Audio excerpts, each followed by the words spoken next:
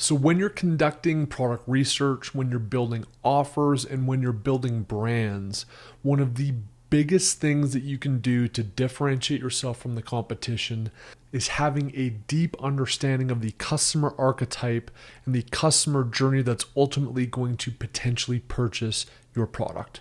The vast majority of Amazon sellers have found success simply by finding products and putting products up on Amazon and doing subtle differentiation. The future of Amazon, and in my view, the successful sellers of Amazon, are those that have a deep understanding of the customer first, and then they find and identify and build products that deliver what those customer archetypes need, want, and desire. And that's what this series of videos is all about. So the key point for this presentation is to understand the process and power of developing a customer archetype. So it's important to remember that Amazon is run by machines and algorithms, but we sell to people.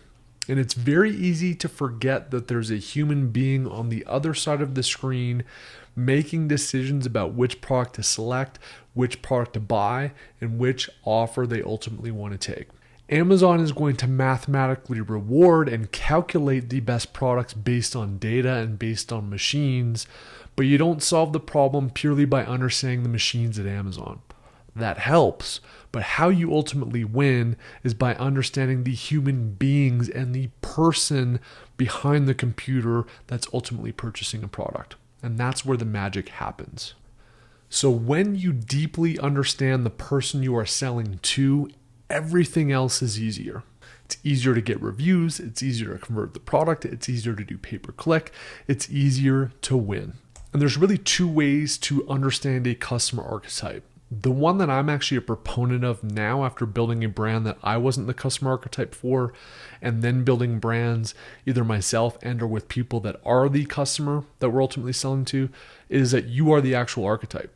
So you're that customer, you're in that situation, you understand their fears, their pleasures, their needs, their wants, where they hang out, what they're looking for, what a valuable offer is, how to differentiate yourself. When you're the customer of a particular brand that you're sculpting, everything else is easier. And that's one way to do it.